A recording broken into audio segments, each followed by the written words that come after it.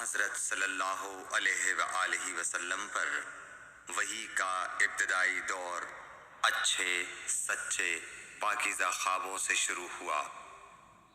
آپ خواب میں جو کچھ دیکھتے وہ صبح کی روشنی کی طرح صحیح اور سچا ثابت ہوتا۔ پھر من جانب قدرت آپ تنہائی پسند ہو گئے اور آپ نے غار حرا میں خلوت نشینی اختیار فرمائی اور کئی دن اور رات وہاں مسلسل عبادت اور یاد الہی و ذکر میں مشغول رہنے لگے۔ جب تک گھر آنے کو دل نہ چاہتا توشہ ہمراہ لیے ہوئے وہاں رہتے۔ توشہ ختم ہونے پر ہی اہلیہ محترمہ حضرت خدیجہ رضی اللہ تعالی عنہا کے پاس تشریف لاتے اور کچھ توشہ ہمراہ لے کر پھر وہاں جا کر خلوت گزین ہو جاتے۔ یہی طریقہ جاری رہا یہاں تک کہ آپ پر حق منکشف ہو گیا اور آپ غار حرا ہی میں قیام پذیر تھے کہ اچانک حضرت جبرائیل علیہ السلام آپ کے پاس حاضر ہوئے اور کہنے لگے کہ اے محمد پڑھو۔ آپ فرماتے ہیں کہ میں نے کہا کہ میں پڑھنا نہیں جانتا۔ آپ صلی اللہ علیہ وسلم فرماتے ہیں کہ فرشتے نے مجھے پکڑ کر اتنے زور سے بھینچا کہ میری طاقت جواب دے گئی۔ پھر مجھے چھوڑ کر کہا پڑھو۔ میں نے پھر وہی جواب دیا کہ میں پڑھا ہوا نہیں ہوں۔ اس فرشتے نے مجھ کو نہایت ہی زور سے بھینچا کہ مجھ کو سخت تکلیف محسوس ہوئی۔ پھر اس نے کہا کہ پڑھ۔ میں نے کہا میں پڑھا ہوا نہیں ہوں۔ فرشتے نے تیسری بار مجھ کو پکڑا اور تیسری مرتبہ پھر مجھ کو بھینچا۔ پھر مجھے چھوڑ دیا اور کہنے لگا کہ پڑھو اپنے رب کے نام کی مدد سے جس نے پیدا کیا اور انسان کو خون کی پھٹکی سے بنایا۔ پڑھو اور آپ کا رب بہت ہی مہربانیاں کرنے والا ہے۔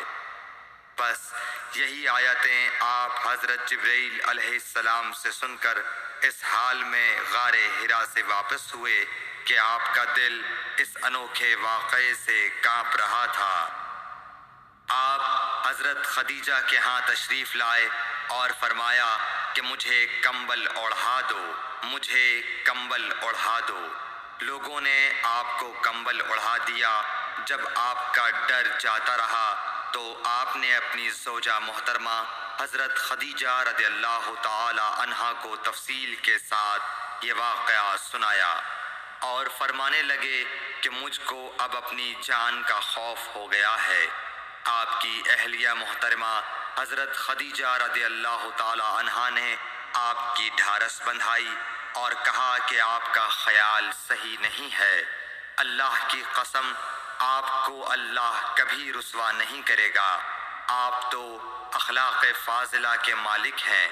آپ تو کنبہ پرور ہیں، بے کسوں کا بوجھ اپنے سر پر رکھتے ہیں، مفلسوں کے لیے آپ کماتے ہیں، مہمان نوازی میں آپ بے مثال ہیں اور مشکل وقت میں آپ امر حق کا ساتھ دیتے ہیں۔ ایسے اوصاف حسنہ والا انسان یوں بے وقت ذلت و خواری کی موت نہیں پا سکتا۔ پھر مزید تسلی کے لیے حضرت خدیجہ رضی اللہ تعالی عنہا آپ کو ورقہ بن نوفل کے پاس لے گئیں جو ان کے چچا زاد بھائی تھے اور زمانہ جاہلیت میں نصرانی مذہب اختیار کر چکے تھے اور عبرانی زبان کے کاتب تھے۔ چنانچہ انجیل کو بھی حسب منشاء خداوندی عبرانی زبان میں لکھا کرتے تھے۔ انجیل سریانی زبان میں نازل ہوئی تھی، پھر اس کا ترجمہ عبرانی زبان میں ہوا۔ ورقہ اسی کو لکھتے تھے۔ وہ بہت بوڑھے ہو گئے تھے، یہاں تک کہ ان کی بینائی بھی رخصت ہو چکی تھی۔ حضرت خدیجہ رضی اللہ تعالی عنہا نے ان کے سامنے آپ کے حالات بیان کیے اور کہا کہ اے چچا زاد بھائی، اپنے بھتیجے محمد صلی اللہ علیہ وسلم کی زبانی ذرا ان کی سن لیجئے۔ وہ بولے کہ بھتیجے آپ نے جو کچھ دیکھا ہے اس کی تفصیل سناؤ۔ چنانچہ آپ صلی اللہ علیہ وآلہ وسلم نے از اول تا آخر پورا واقعہ سنایا، جسے سن کر ورقہ بے اختیار ہو کر بول اٹھے کہ یہ تو وہی ناموس معزز رازدان فرشتہ ہے جسے اللہ نے حضرت موسیٰ علیہ السلام پر وحی دے کر بھیجا تھا۔ کاش میں آپ کے اس عہد نبوت کے شروع ہونے پر جواں عمر ہوتا، کاش میں اس وقت تک زندہ رہتا جبکہ آپ کی قوم آپ کو اس شہر سے نکال دے گی۔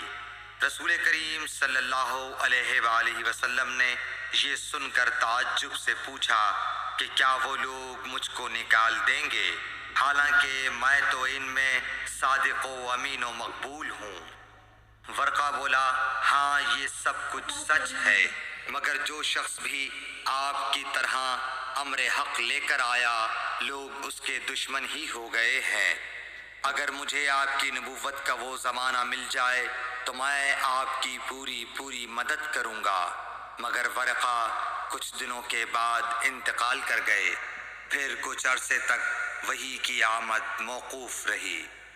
صحیح بخاری حدیث نمبر 3۔